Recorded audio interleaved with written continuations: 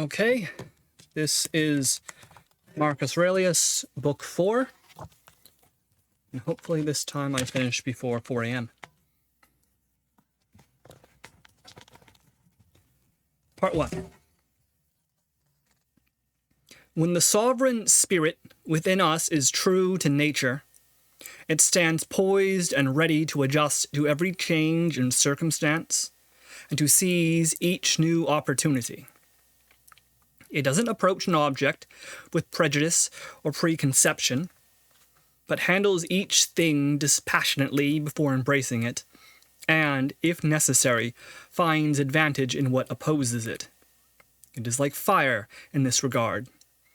Whereas a feeble flame might suffocate under a pile of dry sticks, a robust fire consumes everything it touches. The more objects of any kind heaped on it, the higher it rises, the hotter it burns. Section 2. Never act without purpose and resolve, or without the means to finish the job. Section 3. Everyone dreams of the perfect vacation, in the country, by the sea, or in the mountains. You too long to get away and find that idyllic spot, yet how foolish, when at any time you are capable of finding that perfect vacation in yourself. Nowhere is there a more idyllic spot, a vacation home more private and peaceful, than in one's own mind, especially when it is furnished in such a way that the merest inward glance induces ease. And by ease, I mean the effects of an orderly and well-appointed mind, neither lavish nor crude. Take this vacation as often as you like, and so charge your spirit. But do not prolong these meditative moments beyond what is necessary to send you back to your work, free of anxiety and full of vigor and good cheer. What makes you anxious, anyway? The wrongs of others? Well, consider the following. Reasonable men and women are made for one another. Patience is a part of justice, and no one willingly does wrong. Think of all those who filled their days with anger, suspicion, hatred, and fighting, and are now dust. Think on them and what has become of their wrongdoing. This ought to calm you down. Or is it your lot in life that makes you anxious?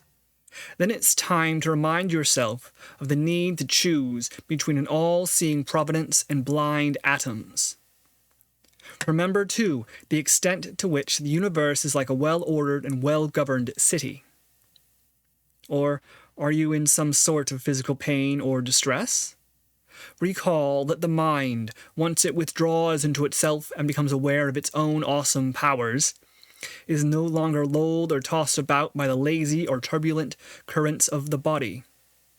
In addition, don't forget what your philosophy teaches about pleasure and pain. Or are you tormented by what others may think of you? Look then on how soon everything is forgotten, and gaze into the abyss of infinite time.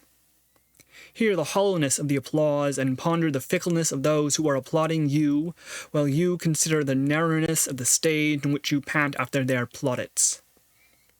The entire earth is but a piece of dust blowing through the firmament, and the inhabited part of the earth a small fraction thereof. So, in such a grand space, how many do you think will think of you, and what will their thoughts be worth? Well, then, remember to take those little vacations into yourself. Whatever you do, don't be troubled or anxious, but be free. And look at things like a man, a human being, a citizen, a part of the creation that must die. Chief among the thoughts at hand, keep these two. First, that nothing outside the mind can disturb it. Trouble comes from the mind's opinion of what lies outside it. And second, that everything you now see will change in a moment and soon be no more. Can you even begin to count the changes you've already witnessed? The world is change, this life opinion. Part 4. If the mind is common to us all, then so is reason that enables us to understand and tells us how to treat one another. If this is so, then we hold the law in common as well. We are fellow citizens, subject to one unwritten constitution, and the world is, as it were, a city. Indeed, what other citizenship is shared by the whole human race? From this common city we derive mind, reason, and law, and if this is not so, where do they come from? Just as the earthy part of me is taken from the earth, the liquid part from another element, air from another source, and the hot, fiery part from yet another. For nothing comes from nothing or returns to nothing, so my mind must come from somewhere. Section 5. Death, like birth, is one of nature's mysteries. The combining of primal elements and dissolving of the same into the same. Nothing about death should shame or upset us, for it is entirely in keeping with our nature as rational animals and with the law governing us. Section 6. What do you expect from people like him? Certain effects naturally and necessarily flow from certain causes. To want him to behave otherwise is like asking the sap not to flow in a fig tree. Besides, what's the point of fretting about it? In a moment, you will both be dead, and a moment later, no one will even be able to remember your names. Part 7. Stop trying to make something of it, and you will rid yourself of the notion, I've been wronged. Overcome your hurt feelings or injured pride in this way, and you will get rid of the wrong itself. Section 8. What doesn't make a man worse cannot make his life any worse, nor can it harm him either from within or without. Part 9. Nature insists upon whatever benefits the whole. Part 10. Whatever happens justly. Pay close attention and you will see that this is so. By this, I don't mean only that justice will result from whatever happens, but I mean that a just process will also be served, as is the case when payment is made for work or prizes are awarded for victory. So be particularly scrupulous in this and continue as you have begun. A decent man, performing every deed conscious of the most rigorous requirements of goodness. Preserve this sense in every act. Section 11. Don't look at the world through the eyes of an insolent and unhappy man, or judge things as he would, but see life as it truly is. Part 12. Arm yourself for action with these two thoughts.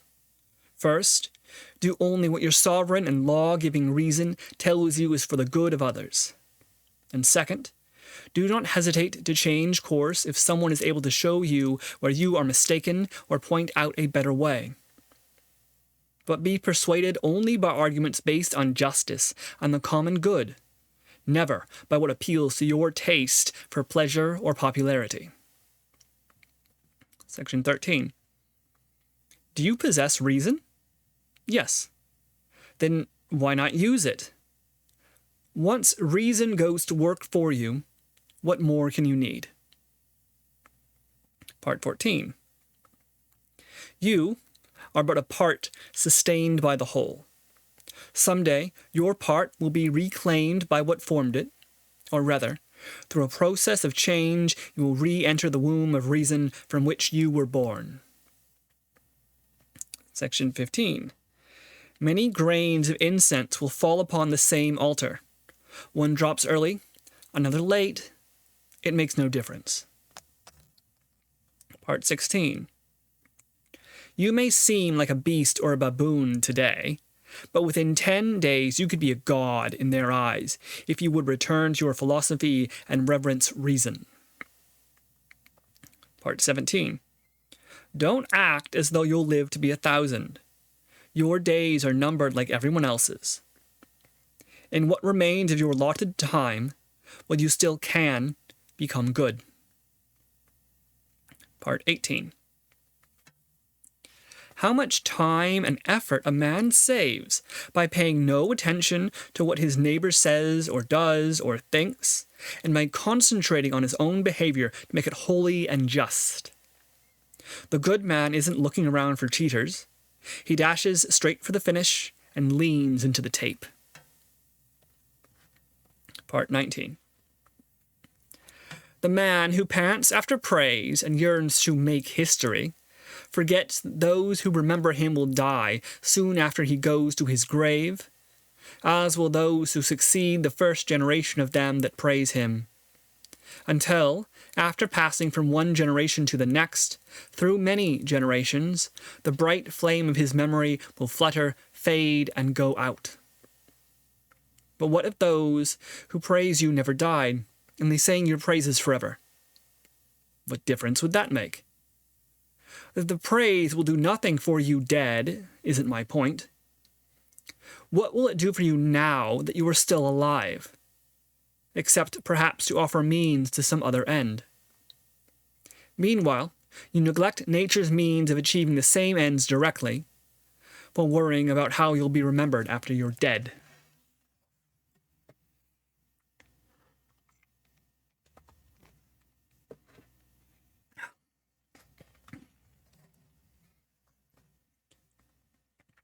Whatever is beautiful owes its beauty to itself, and when it dies, its beauty dies with it. Praise adds nothing to beauty, makes it neither better nor worse. This is also true for commonly praised objects, natural wonders, for example, or works of art. What does anything that is truly beautiful lack? Nothing. No more than does moral or natural law, truth, kindness, or self-respect. Which of these is improved by praise or marred by criticism? Does an emerald's beauty fade because it is not praised? What about gold, ivory, porphyry, a lyre, a sword, a flower, or a tree? Part 21. If souls survive death for all eternity, how can the heavens hold them all? Or, for that matter, how can the earth hold all the bodies that have been buried in it? The answers are the same. Just as on earth, with the passage of time, decaying and transmogrified corpses make way for the newly dead, so souls released into the heavens,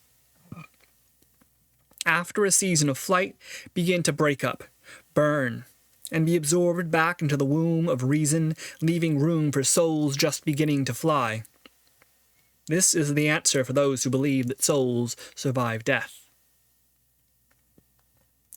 When it comes to bodies, we must count not only human remains, but all those animals killed and eaten every day by humans and other species. What a vast number of bodies are buried daily in the earth, as well as in the bodies of those who devour the dead. Yet there is room, plenty of room, to contain them, thanks to the body's chemical transformation of the dead into blood and breath and energy. How can we know what really happens? By distinguishing between material and logical causes. Section 22. Stop dithering around. In every confrontation, render what is just. From every impression, extract what is true. Part 23. I am in harmony with all that is in harmony with you, O thou great universe. Nothing opportune for you is too early or too late for me. Anything your seasons bear, O nature, is fruit of mine. All comes from you, abides in you, and returns to you. If poets can sing, Dear City of Cracops, why not say, Dear City of God? Part 24. Democritus said, If you would be happy, limit your activities to a few. Is it not better simply to do what is necessary and no more, to limit yourself to what reason demands of a social animal, and precisely in the manner reason dictates? This adds to the happiness of doing a few things, the satisfaction of having done them well. Most of what we say and do is unnecessary anyway. Subtract all that lot, and look at the time and contentment you'll gain. On each occasion, therefore, a man should ask himself, do I really need to say or do this? In this way, he will remove not only unnecessary actions, but also the superfluous ideas that inspire needless acts. Section 25. A test.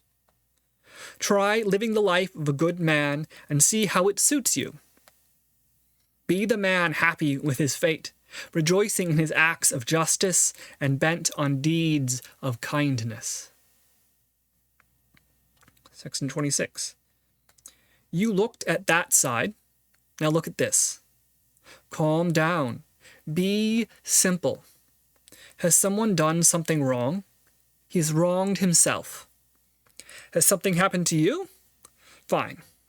Every thread of your life was woven on the great loom of destiny from the beginning. The conclusion? Life is short. Save the moment by doing what is reasonable and right. Be serious, not with fears and frets and frowns. Part 27. Either a universe of transparent orderliness or a labyrinth with a secret design. Otherwise, could disorder reign in the universe while order subsists in you? And at the same time as all things, existing individual and apart, dance in perfect step with one another? Part 28. What a foul character! How unmanly, obstinate, savage! How like a beast or a babe, foolish, false, and unpredictable, grasping and tyrannical. Part 29. The man who fails to understand what goes on in the world is as much a stranger to the world as he who is ignorant of how the world is made. He is a fugitive running from the law, a blind man whose eyes cannot see reason, a beggar leaning on others and incapable of standing on his own feet, a pustule on the face of the earth because he has separated himself from the reasonable law that holds the world together by declaring his displeasure with this or that, and forgetting that he, too, is a this or that. An amputated body part, severed from the fellowship of all rational souls, one and indivisible. Part 30. There goes a philosopher without a coat, another without a book, yet another half-starved, saying as he goes, I have no bread, but still I remain faithful to reason. And here I sit, well-nourished and surrounded by my books, unfaithful to reason. Part 31. Cherish your gifts, however humble, and take pleasure in them. Spend the rest of your days looking only to the gods from whom comes every good gift, and seeing no man as either master or slave. Part 32. Now picture the times of Vespasian. This is what you'll see. Men marrying, raising children, getting sick, dying, going to war, partying, engaging in business, farming, flattering, bragging, suspecting, scheming, hoping for others to die, complaining about hard times, making love or wanting to, making money or wanting to, coveting high office and seeking to be crowned king. But where is all this teeming life now? Leap ahead to the times of Trajan, and what will you find? The same, of course, and it too is dead and gone. For that matter, examine the history of any people or time. See how hard they strove and how soon they vanished back into the elements from which they were born.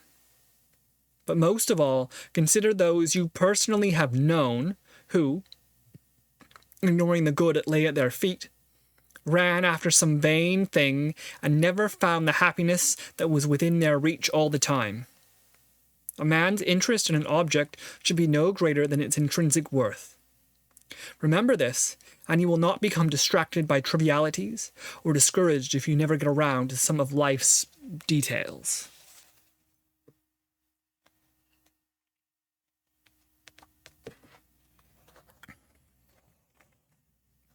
Part 33. Words that everyone once used are now obsolete, and so are the men whose names were once on everyone's lips. Camillus, Caeso, Valensis, Dentatus, and, to a lesser degree, Scipio and Cato, and yes, even Augustus, Hadrian, and Antonius, are less spoken of now than they were in their own days. For all things fade away, become the stuff of legend, and are soon buried in oblivion. Mind you, this is true only for those who blazed once like bright stars in the firmament. But for the rest, as soon as a few clods of earth cover their corpses, they are out of sight, out of mind. In the end, what would you gain from everlasting remembrance? Absolutely nothing. So what is left worth living for? This alone: justice in thought, goodness in action, speech that cannot deceive, and disposition glad of whomever comes, welcoming it as necessary, as familiar, as flowing from the same source and fountain as yourself. Part 34. Gladly put yourself in Clotho's hand, and let her weave your thread into the great web of life, however she chooses. Part 35. Everything disperses and vanishes like smoke, both the rememberer and the remembered. Part 36. Look around you, and see how everything is perpetually changing, and get used to the idea that nature loves nothing more than to change the things that are, and to make more things like them come into being. In a way, everything is a seed of the thing that grows out of it. Don't be so naive and narrow-minded as to assume that a seed is only something planted in the earth or in a womb. Part 37. You will soon be dead, and you are not yet simple, untroubled, free from fears of outside harm, eager to bear the burdens of others, or convinced that honest dealing is always best. Part 38. Look deep into the hearts of men, and see what delights and disgusts the wise. Part 39. You cannot be harmed by the law of another man's being, nor can any change or alteration in your circumstances hurt you. Where is the injury, then? It is in your sense of injury, in the part of you that forms a judgment about such things. Form no judgment, and the injury disappears. Even if what is closest to you, your body, is mutilated and burned, festers and rots, force the part of you that forms an opinion about such things to remain calm, and refuse to judge as either good or bad what can easily happen to a good man as to a bad.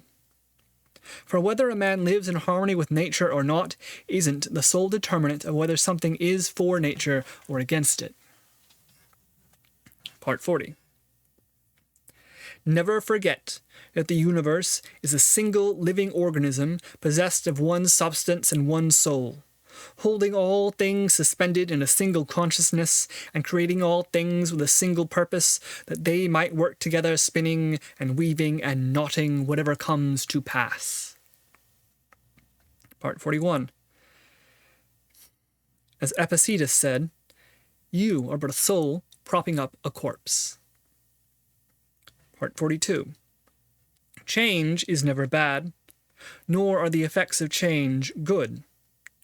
This sort of judgment about change, which one hears all the time, is not helpful. 43. Time is a kind of river, an irresistible flood, sweeping up men and events and carrying them headlong, one after the other, to the great sea of being. Part 44. Everything is as natural and familiar as a spring rose or a summer grape. This includes disease, death, slander, reason, and all those things that gladden and sadden the hearts of fools.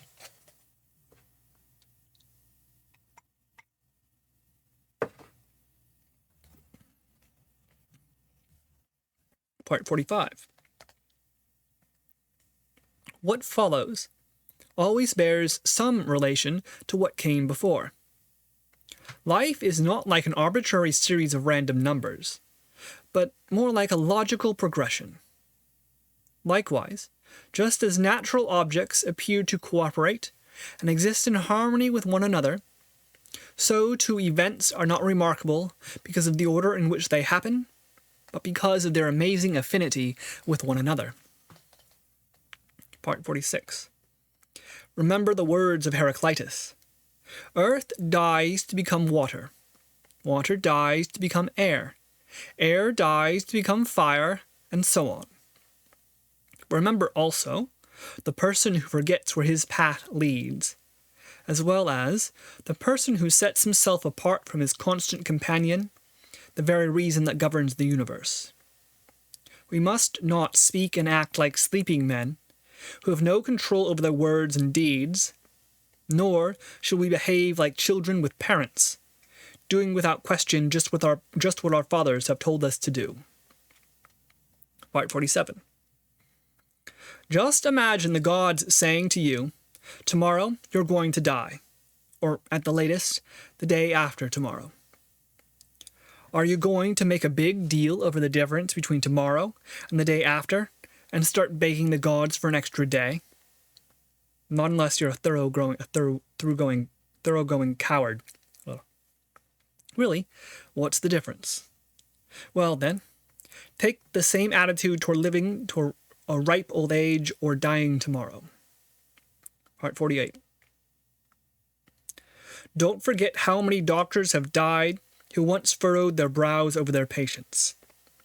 How many statisticians who confidently predicted the deaths of millions? How many philosophers, after inventing countless theories on death and immortality? How many warriors, after slaying thousands of their enemies? How many dictators, after exercising their power over life and death with monstrous arrogance, as though they were gods? Indeed, how many entire cities have perished? Helice, Pompeii, Herculaneum, and others too numerous to name or know. Then begin to count up those you have known personally, one by one. How this one buried his friend and was later mourned himself, buried by another, all in so short a time. See how quick and coarse the drama of human life runs. Yesterday a mucous membrane, tomorrow an embalmed corpse or a heap of ash. Spend this brief moment walking with nature and greet your short journey's end with a good grace, like the olive that falls to the ground when it is ripe, blessing the earth that receives it and grateful to the tree that bore it. Part 49. Be like a rocky promontory against which the restless surf continually pounds. It stands fast, while the churning sea is lulled to sleep at its feet. I hear you say, how unlucky that this should happen to me. Not at all.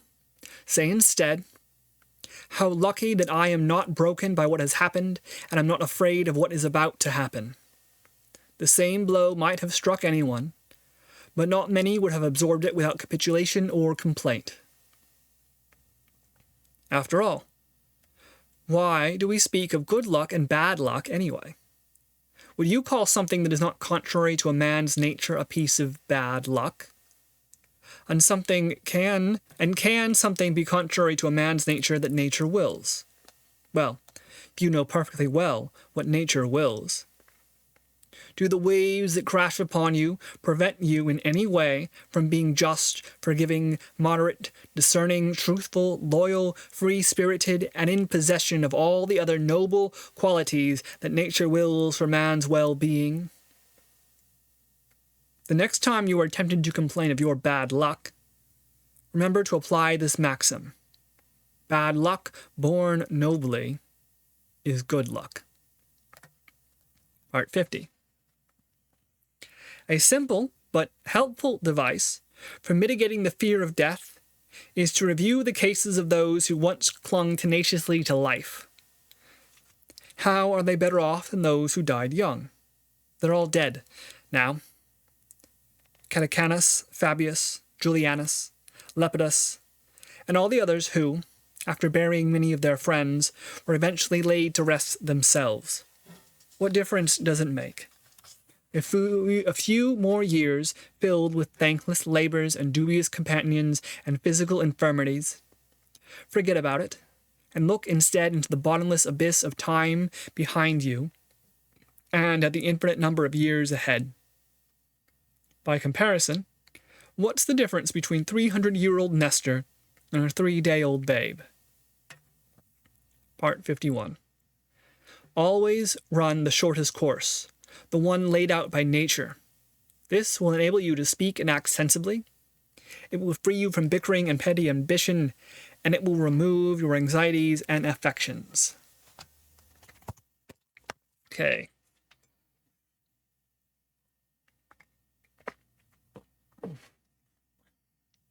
I'm not going to comment on every single one of these 51 sections because it is 3 in the morning.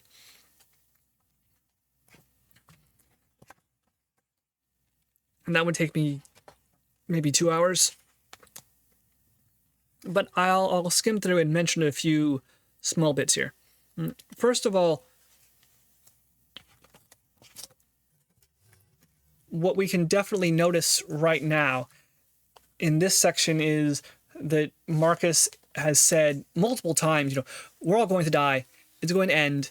And he mentions in 3 different sections, 3 different parts, that, here is this famous person, this Caesar before me, whose name is slowly being forgotten. Here is this friend who worried about dying soon, and they're gone, and their name is all forgotten. Here is this person who struggled to create something and have their name be known and praised, and the will and feeling of people was so important to them, and now they're dead, and the people are moving on, people are forgetting them. Marcus Aurelius, in his lifetime, once he became emperor, dealt with, I want to say, catastrophe after catastrophe. Everything from personal pieces, like all but one of his sons dying, to protecting the empire in the north with war against the Germanic tribes, to dealing with rebellions in the east, to dealing with a plague which may have wiped out 25 to 50% of the entire population of certain places. So he is, he's writing this book to himself. It's his own personal notebook. So it isn't always a philosophical treatise. It's more like an instruction book. He's telling himself again and again and again, and telling himself day after day after day. That's why he repeats himself so often. That he is trying to remind himself that I need to be like this. I need to act like this. If I do, I'll be happy. Or if not happy, at least I will have achieved something. At least I will have existed without worrying about death. At least I will have followed justice. At least I will have been in accord with nature. And even if I do die, he says in this section, I will become one with the universe. My body will disperse, my soul will disperse, and it will enter, he mentions God here. And, he's not a Christian. He is something a little different, I would say, right? Like, this is not quite the God of the Romans and the Greeks that we think of, the monotheistic, there is Zeus and Hera, and they are people in their own right. This is more the lines of, or at least how I read it, is more along the lines of the gods above the gods, right? The very set ways of nature. that even Zeus and Hera, when they swear by the river Styx, have to keep their promise, because the cycle of life and death is greater even than the gods, who themselves will one day pass away and fade. And so he sees himself in a way as having that spark of the divine also in him, and that spark of reason and that connection with grand, elaborate, complete nature. This is one reason why he thinks that he should not look at other people and judge them too harshly, because they, as living human beings, have that same sort of spark of divinity, and they follow the laws of nature, and they have their own internal reason. And even if these other people and folk have troubles and problems, they're blind, or they're angry, or they don't understand what they're doing, it is better to not become upset by that, right? It's one of those eternal problems that I think every person living in a society has, where, and by society I mean it could be your country, it could be your language group, it could be your family, it could be your friends, it could be your workplace, right? But a functioning group of people you interact with on a semi-regular basis. And you will become annoyed at someone who does the same thing over and over. You're like, oh my God, my brother's always late. Like, he's always 5 or 10 minutes late to everything. Doesn't matter what. So and it's so annoying, right? And what's the correct answer to that? What's the correct response? Realize you can't change someone who is consistently late. Like, there's something in the way their mind works, something in their reason, which says to them, I can make it down Main Street, in 10 minutes because I made it once down Main Street in 10 minutes 4 years ago. There's something in their mind which says, they think to themselves, I'm going to arrive late so people notice me, and so people have to wait on me, or they're like, I'm going to arrive late. And it's not because they're intending to arrive late, it's because there's always something wrong, right? Or they stop in the way. I want to get a Frappuccino, or I forgot to put gas in the car, or something like this. And there's a reason behind how people act, even when we find it frustrating and annoying. And what Marcus is kind of pointing out is you cannot control other people, you cannot direct them, you cannot command them, you cannot fix them. What you can do is fix yourself. What you can do is look at an insult that someone has given you, look at a problem someone has, and ask yourself, how do I deal with this? And, well, now it's just like, we know my brother's going to be late all the time, so we just tell him, oh, everything starts 20 minutes earlier than it actually does. Something starts at 4:30, well, yeah, get here at 4 o'clock. It starts at 4 o'clock. And he'll get here like 4:15. And it's still before 4:30, and it's realizing, yes, that's frustrating and annoying, and it could be better, but I can't make someone change who doesn't want to change for whatever reason they have. And they have a reason. There is a logic to why people act the way they do and do what they do. There's no one who is, as he says, no one intentionally acts evil. And I would have to disagree with that a little bit. I would say that no one always considers his actions evil. What people most definitely do, I think, is reason after the fact. They'll do something because it's selfish, or because they're mad or frustrated or tired. They'll do something underhanded and sneaky. They'll steal or insult or, be late on purpose. And they'll tell themselves that it's not their fault, that something else happened, that the person they did whatever it is to deserves it, that they shouldn't be treated, that the person, that they shouldn't be treated that way. And so the other person was asking for it because they insulted them or didn't accord them the respect they were due, or something like this. And then people will do that, and then what they'll respond when called out by it, what they'll do is they'll say, oh, here's the reason for it, or it was your fault, trying to always deflect that fault, not reflecting upon their own ideas and not really being honest. I mean, there are times when I'm like, hey, I'm annoyed, so I'm acting badly. And if I recognize that fact, right, if I reflect upon it, if I use my reason to understand it, then all of a sudden the story I'm telling myself changes, and I go, oh, I am acting badly, I am being evil, and I don't want to do that, so I should change. But if the story I'm telling myself about an action is that it is a good action, then I'm not pushed to change that action. So what is important is not good and bad views. It is not our emotions here. It is not the stories we tell. It is the way we evaluate a story. It is our reason. It is a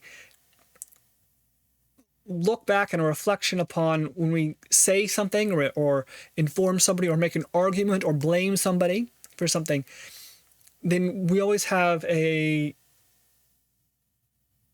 cause of doubting that. We can always ask, hey, is it me that's the problem, or is it them that's the problem? I'm telling a story, and is this story about a situation based on facts and figures, upon events, or am I covering it up with a coat of red paint because I'm angry or sad or have this idea in me that I'm not good enough, so I don't even try to attempt to apply to certain jobs, right?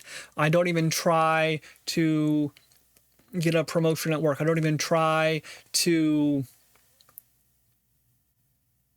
work on my artwork. I don't even try to become an entrepreneur. I don't even try to reconnect with a friend because I'm too tired, or I'm too weak, or I've got so much else I need to do, or I'm going to do that once I finish this other thing that I'm working on, but I never quite get there.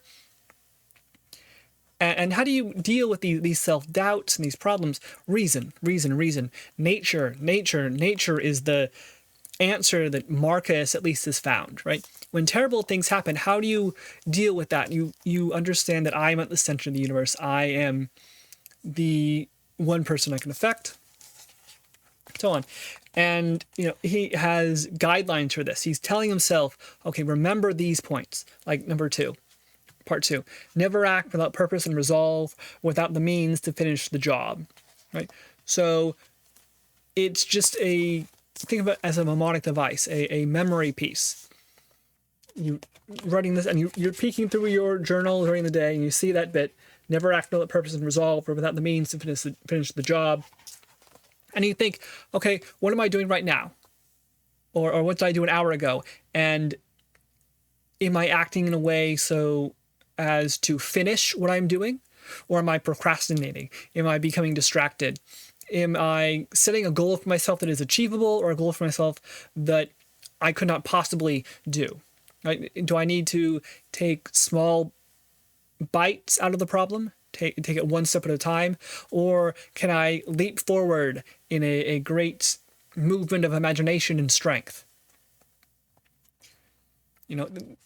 There are times and periods where you want to take a risk and you gain greatly from that risk. There are other times and periods where a risk is unneeded, or a risk overextends yourself, and you need to take those small steps and pieces and bits. For me at least, I tend to take small steps, really small steps, but I also don't stop, is the idea at least. Never act without purpose and resolve, or without the means to finish the job. Even if your actions are small and tiny, if they're for a purpose, if they are headed in a direction, if they are not, you don't want your actions and your ideas and your causes to be aimless, going in a circle, feeding upon themselves, never coming out and changing how the world is for the better. You want an action that goes in a straight line. It says, I will do this and this and this and this and this and get better in such and such a way. You don't always have to, of course, have a great plan out in your head. You cannot, I think, plan every step, know exactly how things are going to end. But as human beings with the power of reason, we do not need to be like the animals either and only live for the moment. We have something interesting, I think, in the meditations here, is that he talks about, in this section at least, dying today or tomorrow. And what's the difference between today or tomorrow? Well, what's the difference between an hour or a day? What is the difference between a minute or an hour? And these time periods and distances are not terribly important, he thinks, because the future is part of reason. I am part of reason at this moment, and so if I worry about what has not happened yet, if I worry about that, then I am hurting myself in the present right now, and that hurts myself in the future, because me and nature and this whole story and long weave of time and events is not separate from myself, or does not follow separate rules from myself. It is all connected through nature. We are, brothers and sisters and cousins with every living person, but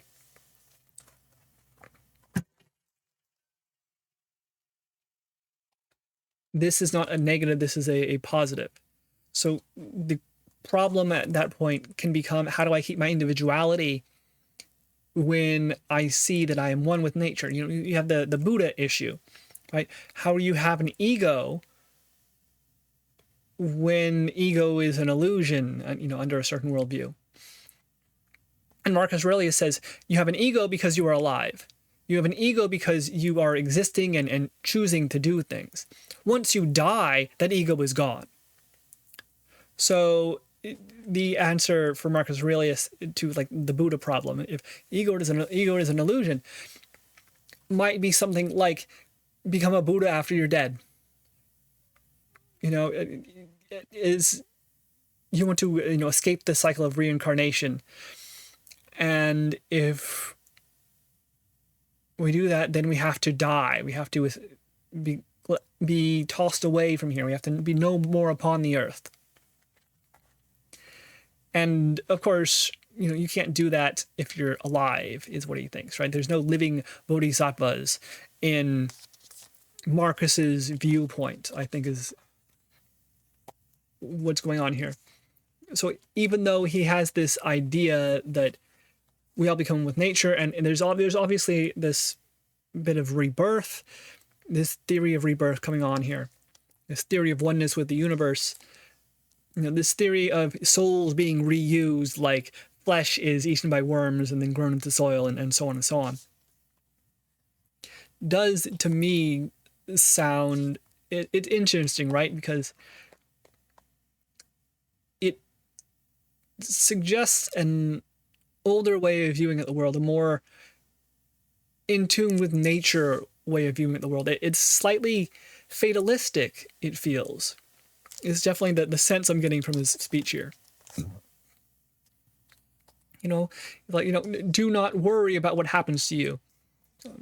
Just go along with the flow and do as best you can, Act in accord with justice, achieve gallantry, act courageously. If you do that, you'll be maybe not happy necessarily, but you won't be sad, right? You won't have these regrets. You will have acted in accord with your reason, with your nature, and thereby with the universe itself. So there's this other bit here, I think, which is interesting. In section 3, he mentions, right, what makes you anxious anyway? The wrongs of others. And he repeats this similar idea in a few other places, right? That we are often worried about what others do and act and so on. We are often, he speaks of injuries, and he says that we are injured by something, and then we see that injury is bad. Well, instead he says, well, don't see the injury as bad. Don't see the actions of others as bad. See them as something that happens. See them as fate. See them as actions, and then view them with reason, and distance yourself from all these strange and ineffective moral quandaries, where moral is also physical, is also emotional, is how you should act and react. Right? Don't stand there and curse the gods. Don't stand there and say, damn it, why is this happening to me? I mean, things happen. And maybe you die, maybe you live, maybe you're healed, maybe your arm falls off rotting, maybe you're in pain, maybe you're full of food. These are all incidental. These are all, if not quite accidental, they are passing. They are not going to last. And you cannot, in many cases, even ensure that they happen. Right? Someone may attack you right now in the middle of camp, and you have to get up, leave your food behind, grab your sword, get to the wall, and spend the next 7 hours just trying to stay alive. This is the world Marcus is living in. You know, somebody might wake him up at 2 a.m. bringing news from the front or news from a scout, and he has to get up and do something right then. He doesn't have the time to sit around.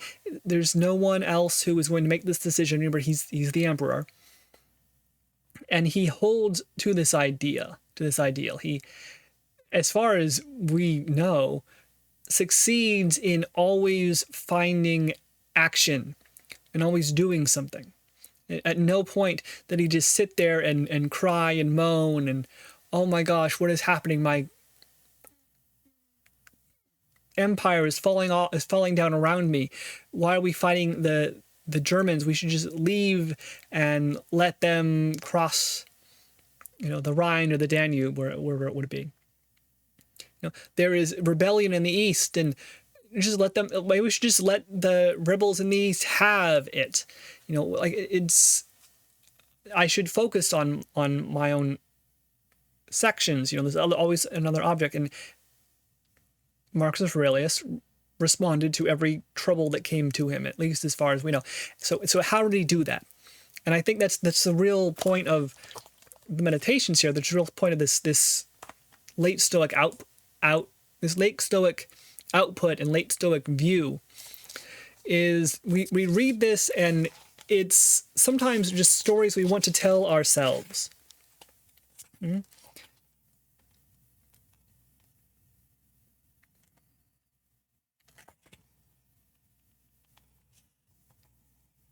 Right? Like 16, you may seem like a beast or a baboon today, but within 10 days you could be a god in their eyes if you would return to your philosophy and reverence reason. 17, don't act like you'll live to be 1,000. In what remains of your allotted time, while you still can, become good. I think people often sit there and bemoan their fate, say, I'm tired. I mean, I do this all the time. I am tired. Can I just rest for a day? Can I just take, one step and not have to work so hard to stay alive, to survive, to thrive? And sometimes you just want somebody to tell you that we can do it. This is not impossible. There are bad things happening, but that they are not bad in the sense that they can never be recovered from. They're not bad in the sense that there is evil being smote upon you. They're not bad in the sense that there is no way out of it, that there's no possible response. You are doomed and damned. No. They are bad in the sense that you are not utilizing the passages of action they open up. You are overwhelmed by an injury or a feeling or a task, and yet we do, as human beings, contain the capability. We do, as an individual, contain the capability of making it through this, of managing to do something. Yes, I think that's the most important point, right?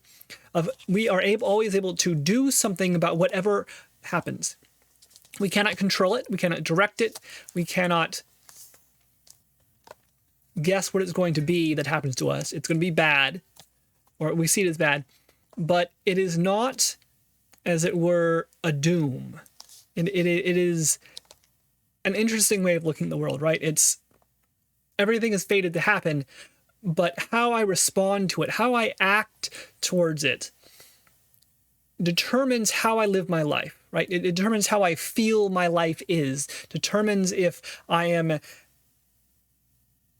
capable of reaching happy or capable of remaining calm in the midst of horrible troubles. I can't control the outside, but I can control the inside, control my own view. It is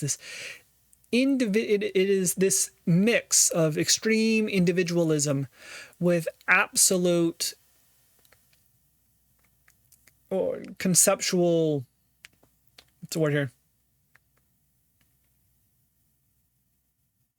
Social outlook, right? Everything you do for the good. Help your fellow men. Do not judge them too harshly. Seek to understand their reason. You are one with them. You all follow the same nature and law. Therefore, all men and all beings and all sciences are understandable to you because the laws and powers that they follow are also within us ourselves. We are one with the universe, and at the same time, we are able to deny the entire universe. We are able to say that I will not be shattered, I will not be broken by this or that event, by a death or a loss or a pain or a failure. I will close my eyes, take a deep breath, and keep moving onward. And if I do so, my life will be better. I will be better. I will feel better and know better things and become a greater person. Even if it does not appear so on the outside, even if my name is to be forgotten, I remember it well. I am alive. And for now, today, I am alive. I do get the sense sometimes when reading Marcus that he's slightly suicidal. Right? All this bit about death, all this bit about being forgotten.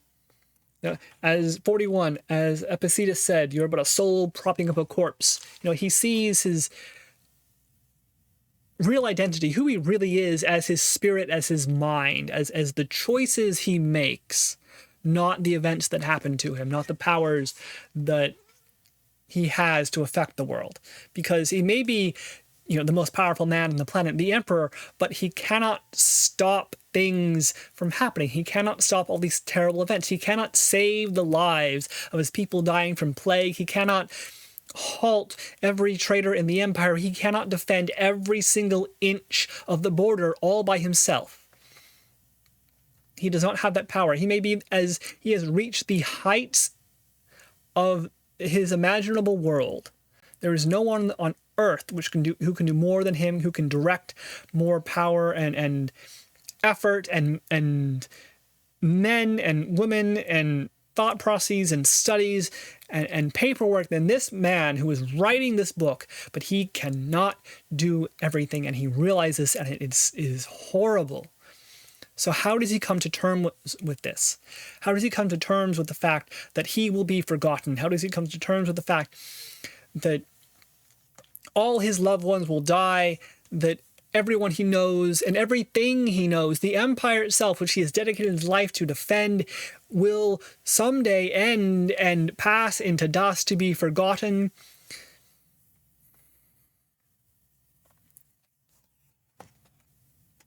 And I think that many people in his situation, or in a situation like that, would give up, or would be willing to give up, would be willing to sit back in the palace, rest upon their laurels. I'm 45. I'm tired. I fought all my life. I'm going to retire and let the edges of the empire sort of begin to collapse and fall. It'll take 50 years for the Germanic tribes to arrive at Rome if I do nothing. And I could live quite nice. I could have a wonderful life.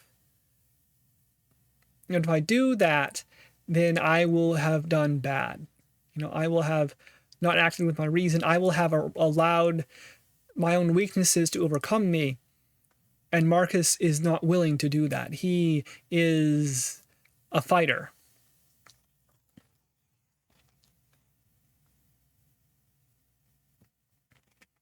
He's fighting against time.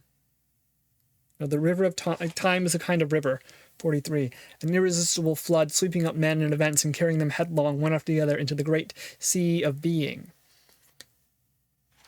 But instead of fighting time, as we would say, instead of looking at doom and dust and the disappearance of all words and memories as a failure, as something to be afraid of, as something to fight against and struggle against, he instead sees this event, this ultimate fate, as simply another turn of the wheel, simply another evolution of reason, because if he holds true to himself, if he has faith in his own reason and his own spirit, then he has faith also in the reason and spirit of the world around him, of the way that things will turn out. That everything follows the same law, everything follows the same plan.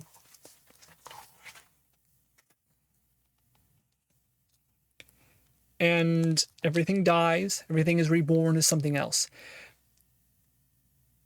Even if his empire, which he has dedicated his life to protecting, is to disappear one day, it will not disappear into nothing. It will become something else. And we see this eventually. The heirs of Rome rise again. The roads of Rome lasted for 1,000 years. Today some of them are still in use. There are roads which still follow the old Roman paths that we just paved over with our modern concrete. There you can look at the rise of the Duchy of Moscow as a result of the fall of Constantinople, right, which arose from Byzantium, and that comes from the decision in the Roman Empire to split it into two pieces, or have two co-emperors, right? And those co-emperors arise from the theory of history of empires. It comes from Caesar, which comes from the effect of Solus, which comes from the effect of Rome before him, Rome before that, and you have Scipio in there, and then you have Rome arising from Greece, and Greece arriving from these ancient old times, and you have before them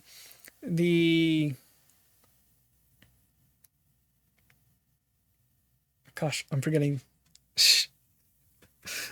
Well, Sumerians, the Akkadians, and so on. And then today, it all rises up, it all moves, and much of it is forgotten. But today we still use. There are 24. Base 12, or base 6, I think. Or one or two, no, base 12, I think. 24 hours in a day, 60 seconds in a minute, because of this history which has come to us from the Sumerians. We have a calendar of 12 months, which comes from decisions made in Rome by both the Roman emperors and then by the Pope later on. That the past lives today with us. Marcus's words were forgotten for 600 years and then found again and became known and now affect people once more. Eventually, it may be the case that this book is forgotten, that his words are abandoned, but what we know is that people have read his words. People have taken heart from his events in his history and this accident that the book comes down to us as, and they in their turn have acted. So even if the name is forgotten, the effect lives on. Even if the empire is broken, the pieces still turn. Even if Marcus Aurelius is doomed to failure and to be forgotten, he still decides to continue on. He still decides to act directly, to follow the short course, to follow the natural course, to utilize his reason, to not be afraid of death, because death comes to all things, and he does not see a difference between surviving for 3 days, or dying tomorrow, dying in 1,000 years, dying in 10,000 years. We can't control that. We can't direct it. We may pass in 2 moments from now, but today at least we are living with reason. And so we go back to that idea again, live each day as if it was your last. Live each day in full accordance with reason. Live each day with this sovereign spirit within us. Create a fire, burn with it. Whereas a feeble flame might suffocate under a pile of dry sticks, a robust fire consumes everything it touches. The more objects of any kind heaped on it, the higher it rises, the hotter it burns. That's section 1 of book 4. And I feel like that contains really the essence of this piece.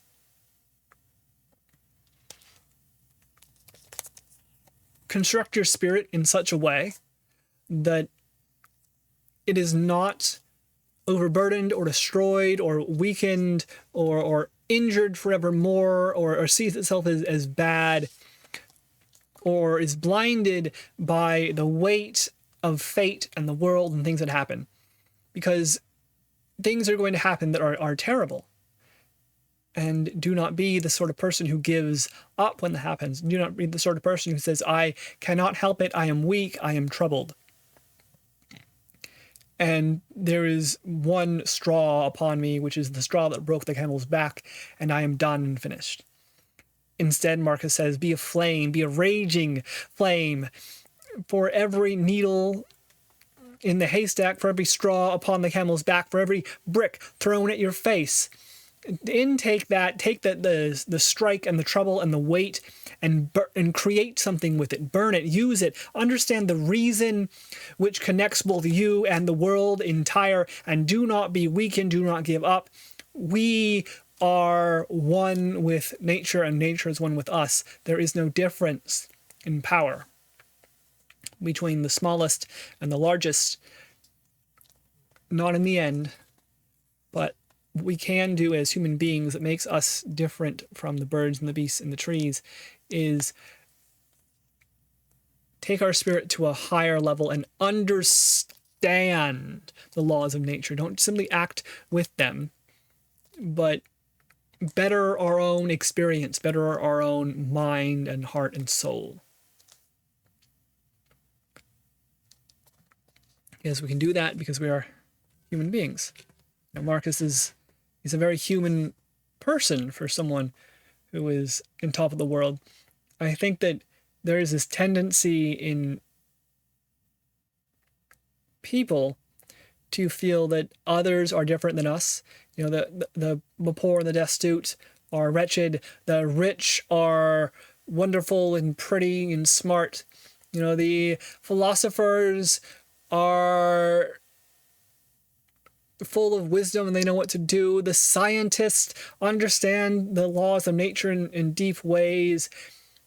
And Marcus's view would be, we are capable of all of that. There is no person on this earth who we cannot comprehend. There is no idea which we are always kept away from. There is no limit to what we can do with our mind, our spirit, our heart, and our eyes.